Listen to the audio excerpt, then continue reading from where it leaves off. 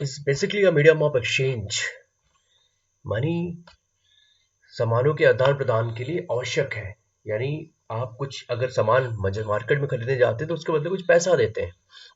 और आजकल हम लोग मनी यानी करेंसी को ही मनी के रूप में लेते हैं। कोई भी चीज जिसको आप देके कोई सामान लेते हैं। जैसे इंडिया में हम लोग मनी के रूप में रुपए को यूज करते हैं। कई कंट्रीज में जैसे फॉर एग्जांपल यूएसए, आपके सामने यूएसए का flag as well as USA की करेंसी का सिंबल है। यूएसए की करेंसी का नाम है डॉलर।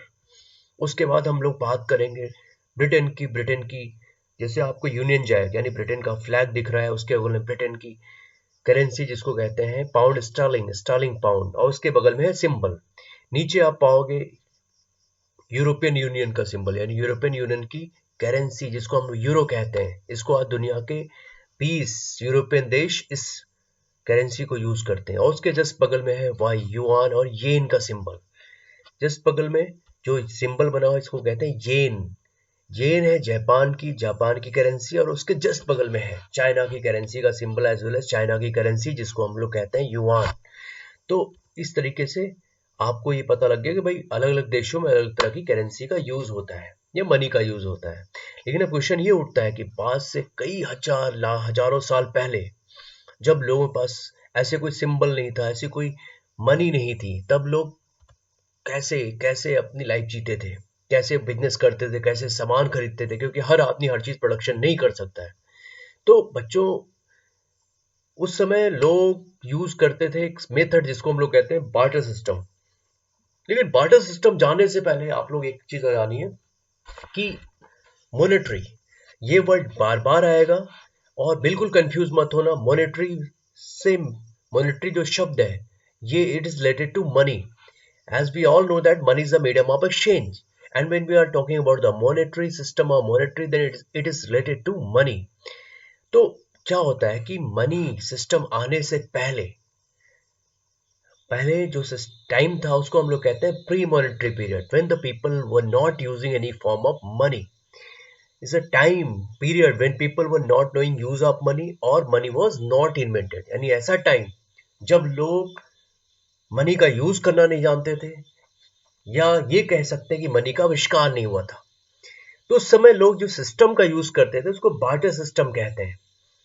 तो बार्टर सिस्टम क्या होता है? Barter system of exchange is a system in which goods are exchange for goods. यानी ऐसा सिस्टम जिसमें सामान के बदले सामान लिया जाता हो। फॉर एग्जाम्पल, आप आपके पास कोई सामान हो और आपने किसी को दिया, उसके बदले कोई सामान ले लिया। ठीक है, सामानों के बदले सामान वाले सिस्टम को हम लोग कहते हैं बार्टर सिस्टम। तो सोचो अगर ये सिस्टम बढ़िया होता तो लोग आज भी ऐसा यूज कर रहे होते, पर ऐसा था नहीं, कुछ प्रॉब्लम्स आई। तो there are many limitations of barter system. सबसे पहला लिमिटेशन जो बार्टर सिस्टम की है वो थी डबल कोइंसिडेंस ऑफ वांट्स। ये बच्चों ये याद रखना, ये क्वेश्चन डायरेक्टली इनडायरेक्टली एग्जाम में आता ही है, हर बोर्ड एग्जाम में आता है, तो इसको आप याद रखिएगा। पहला है double coincidence of wants. Double, इसको जितने वर्ड्स हैं इसको अलग करके पढ़ो। डबल माने दो बार, कोइंसिडेंस यानी आपस में मिलना, और वांट्स माने जरूरतें, आपस में एक दूसरे की जरूरतों का मिलना। इसका मतलब क्या है? It implies that at a point of time the two individuals are in possession of such goods which they are willing to exchange for satisfaction of their wants. It means both persons are buyers and sellers. मतलब समझे? इसका मतलब है कि दो व्यक्ति हैं जिनको जो सामान चाहिए वो एक दूसरे के पास होना चाहिए।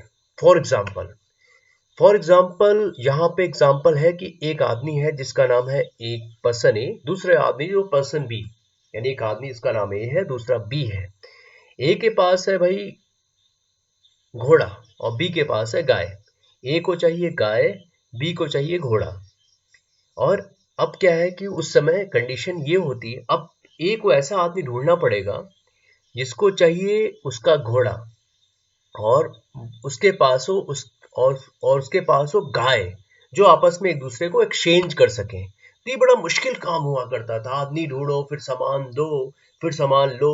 एक आदमी इस कंडीशन में एक बायर भी होता था, सेलर भी होता था, खरीदने वाला भी होता था, बेचने वाला भी होता था।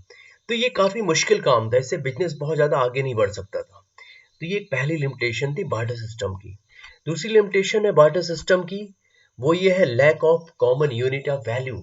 इसका मतलब क्या है, यानी पुराने जमाने में कोई कॉमन यूनिट नहीं थी, कोई वैल्यू। यानी जैसे फॉर एग्जांपल आज आप सामान दुकानों पे जाते हैं और हर दुकान पे आप प्राइस टैग देखते हैं, उसमें लिखा होता है MRP, मैक्सिमम रिटेल प्राइस। लेकिन जब ये मनी वाला सिस्टम नहीं था, तब कोई सामान कोई चीज ये बड़ा मुश्किल था पता करना कि उसका एक्चुअल वैल्यू क्या है उसकी, क्योंकि एक्चुअल वैल्यू हम लोग सामानों से नापा करते थे, तो बड़ा मुश्किल होता था सामानों का आदान प्रदान करना, चीजों को बेचना।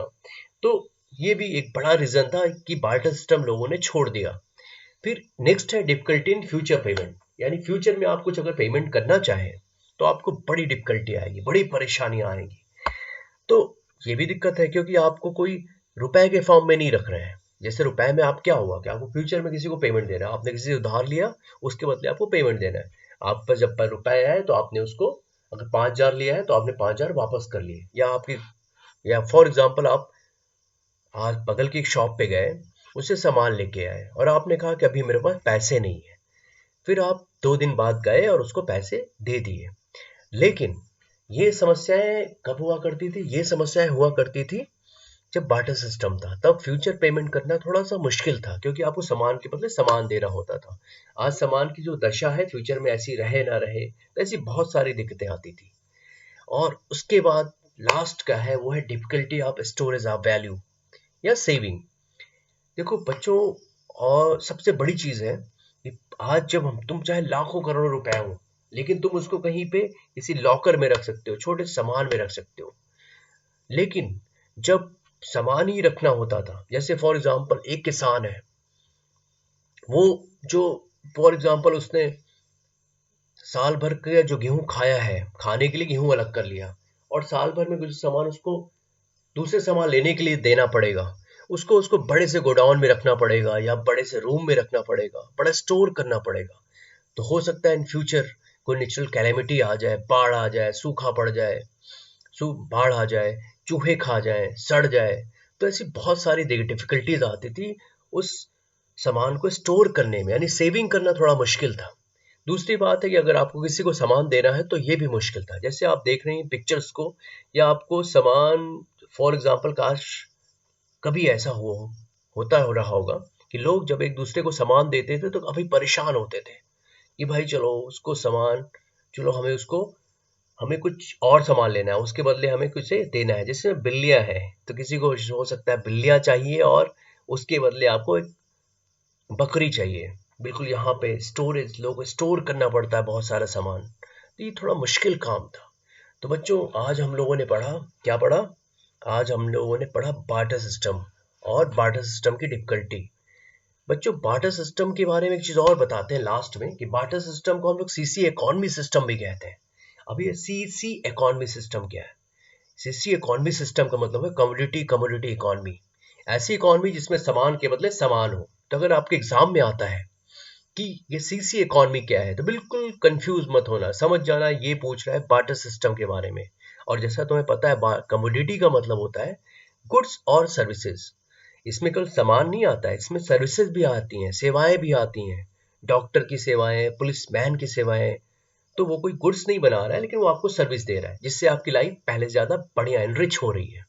चलो, आज का ये टॉपिक खत्म हुआ। Thank you, God bless you.